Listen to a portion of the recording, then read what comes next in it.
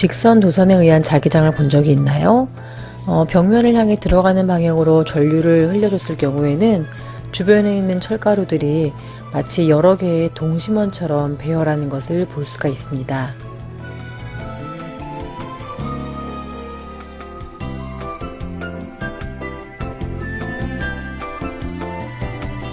다음은 원형 도선, 즉 고리 모양의 도선에 의한 자기장인데요.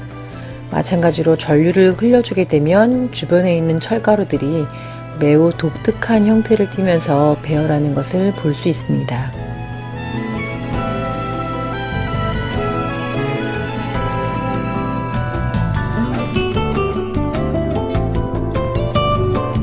또한 코일에 전류를 흘려줄 경우에도요, 주변에 있는 철가루들이 마치 막대 자석 주변에 뿌려놓은 철가루처럼 독특한 형태를 이루면서 배열하는 것을 볼 수 있습니다.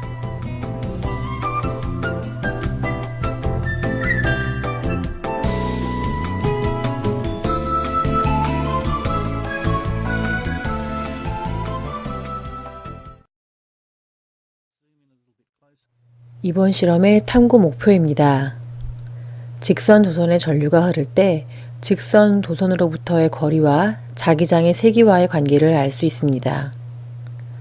직선 도선 주위의 자기장의 방향을 알아보고 직선 도선에 흐르는 전류의 세기와 자기장의 세기와의 관계를 알아보는 것입니다.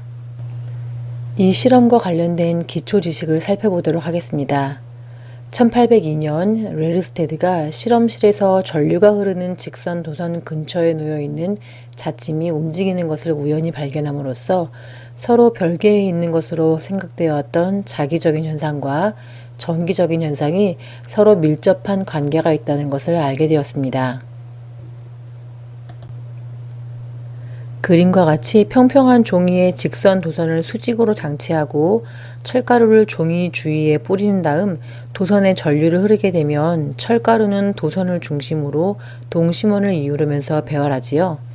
이와 같이 배열된 철가루의 모양으로 보아서 직선 전류에 의한 자기장은 전류의 수직한 평면 내에서 직선 전류를 중심으로 동심원 모양으로 나타나는 것을 알 수 있습니다. 이때 자기장의 방향은 전류가 아래에서 위로 흐를 때에는 반시계 방향이고요. 위에서 아래로 흐를 때에는 시계 방향이 된다는 것을 알 수 있습니다. 따라서 직선 전류에 의한 자기장의 방향은 오른손을 쥐고 엄지손가락을 전류의 방향으로 펼 때 나머지 네 손가락이 감기는 방향입니다. 이것을 오른 나사로도 나타낼 수 있는데 이를 오른 나사의 법칙이라고 합니다. 이번에는 앙페르 법칙에 대해서 알아보도록 하겠습니다. 적분 형태의 앙페르 법칙은 다음과 같이 표현할 수 있습니다. 이때 I 안이라고 써있는 전류값은 선적분으로 둘러싸인 표면을 통과하는 총 전류량입니다. 자, 전류 I가 흐르는 무한히 긴 직선 도선으로부터 거리 R만큼 떨어진 곳의 자기장을 구해봅시다. 자, 이 경우는 자기장이 원통 대칭 방향으로 생기게 되고요. 자, 자기장의 크기는 반지름이 도선에서 R만큼 떨어진 곳에서 모두 일정합니다.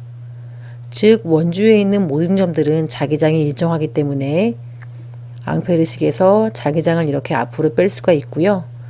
자기력선을 따라서 선적분하게 되는데 자기력선이 동심원 모양으로 생기기 때문에 원주가 되는 2πr로 적을 수 있습니다. 그리고 이 식에서부터 자기장은 2πr분의 진공투자율 곱하기 전류값이라는 것을 알 수 있고요. 상수값을 제외하게 되면 자기장은 전류와 비례하고 도선에서부터 떨어진 거리의 R과는 반비례한다는 것을 알 수 있습니다. 오늘 실험에 필요한 준비물입니다.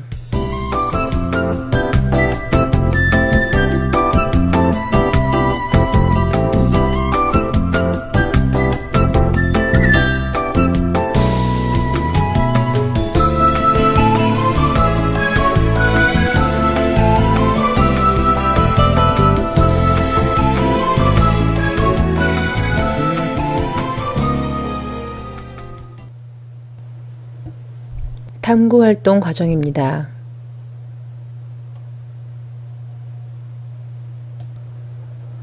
모는 종이의 중심에 서로 수직인 두 개의 직선을 긋고 방향을 표시한 다음 그 교점에 나침판을 놓고 방향이 일치하도록 종이를 돌려 맞춥니다. 자, 이렇게 방향을 써주고요. 이 종이를 접착 테이프로 바닥에 고정시키겠습니다.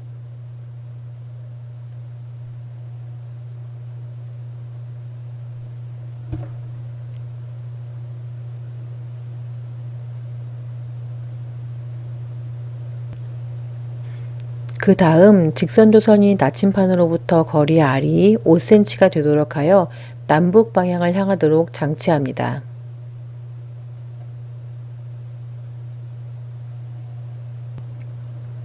스위치를 달아서 도선에 흐르는 전류가 0.5A가 되도록 가변 저항기를 조절하고 이때 자침의 N극이 가리키는 방향을 모는 종이에 표시합니다.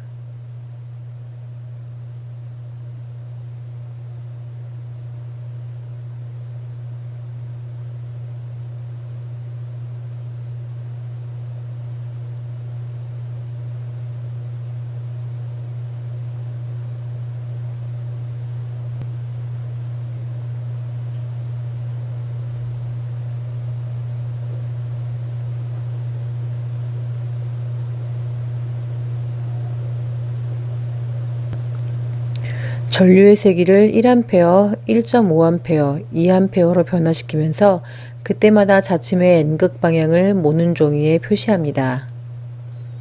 전류의 세기를 1A로 일정하게 하고 거리를 1cm 간격으로 증가시키면서 그때마다 자침의 N극 방향을 모는 종이에 표시합니다.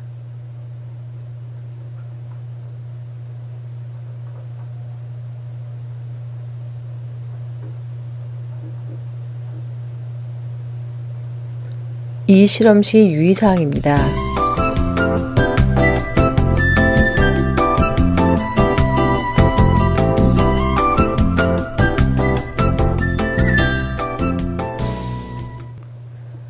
자침의 회전각을 세타라고 했을 때 탄젠트 세타는 무엇을 의미할까요?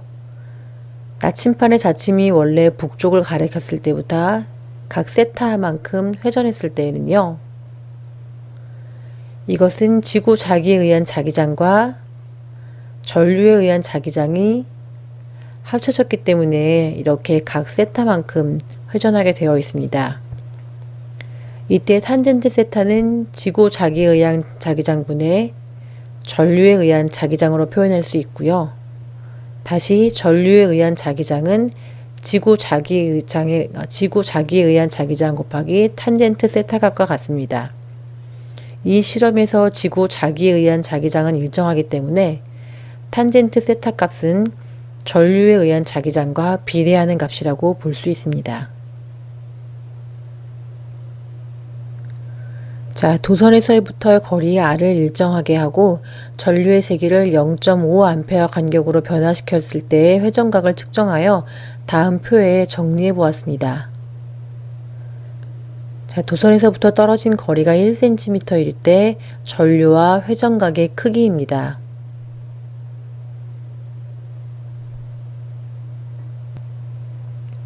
탄젠트 세타와 전류 사이의 관계를 그래프로 그려보면서 자기장과 전류 사이의 관계를 알아보도록 하겠습니다. 자, 전류의 세기와 탄젠트 값을 그래프로 표현하면 다음과 같습니다. 이 두 값이 서로 비례하는 것을 알 수 있는데요. 앞에서 전류에 의한 자기장은 지구 자기장 곱하기 탄젠트 세타이며 이 실험에서 지구 자기에 의한 자기장의 값은 일정합니다. 즉, 전류의 값과 탄젠트 세타 값이 비례하기 때문에 전류의 값과 자기장이 비례한다는 것을 알 수 있습니다. 따라서 도선에 의한 자기장은 전류값에 비례합니다. 탄젠트 세타와 도선으로부터 떨어진 거리 R의 역수 R분의 1 사이의 관계를 그래프로 그려보고요. 전류가 일정할 때 자기장과 거리는 어떤 관계가 있는지 알아보도록 하겠습니다. 자, 도선으로부터 떨어진 거리 R의 역수와 탄젠트 세타를 그래프로 그려보게 되면 다음과 같이 비례하는 것을 알 수 있습니다. 이때 직선 도선에 의한 자기장 B는요, 지구 자기에 의한 자기장 곱하기 탄젠트 세타 값인데요. 이 실험에서 지구 자기에 의한 자기장 값은 일정합니다. 따라서 도선으로부터 떨어진 거리의 역수와 탄젠트 값이 비례한다면 도선으로부터 떨어진 거리의 역수와 자기장이 비례한다는 것을 알 수 있습니다.